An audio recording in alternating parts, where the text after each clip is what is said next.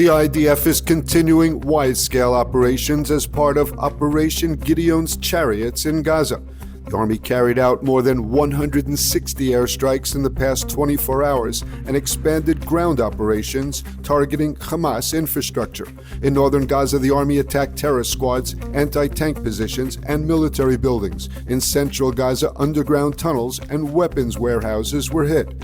In southern Gaza, airstrikes targeted terrorist squads, booby trap buildings, a command center, and an anti-tank launching position. The Golani Brigade is operating in the Morag corridor between Hamas's Khan Yunis and Rafah brigades. So far, the troops have neutralized hundreds of terror sites, eliminated numerous terrorists, and located dozens of tunnel shafts.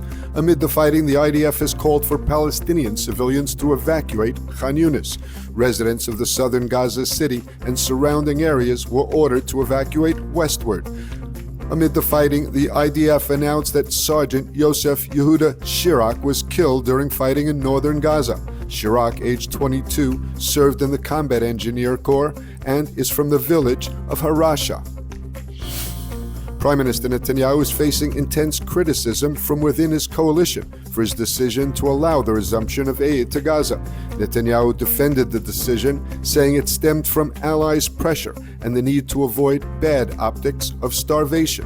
Netanyahu said the move was also needed in order to press ahead with the expanded military offensive against Hamas. The aid is beginning to flow into Gaza, even though the planned IDF secured distribution centers to keep the assistance out of the hands of Hamas were not yet ready. Dozens of trucks carrying supplies are said to be ready to enter Gaza from Israel and from Egypt, but it's not clear how many will be allowed in.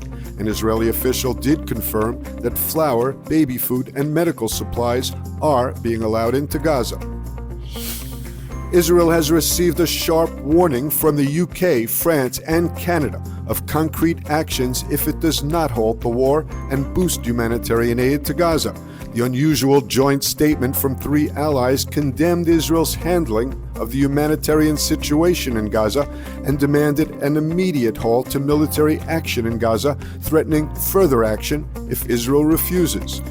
The statement described the limited aid approved by Israel to be totally inadequate, and Jerusalem risked breaking international humanitarian law. The statement rejected what it called the permanent forced displacement of Gazan civilians. The nations went on to say that they have always supported Israel's right to defend itself against terrorists, but called the escalation entirely disproportionate. Responding to the joint statement and calling it a prize for terrorism, the Prime Minister's office said the war can end tomorrow if the remaining hostages are released, Hamas lays down its arms, and Gaza is demilitarized.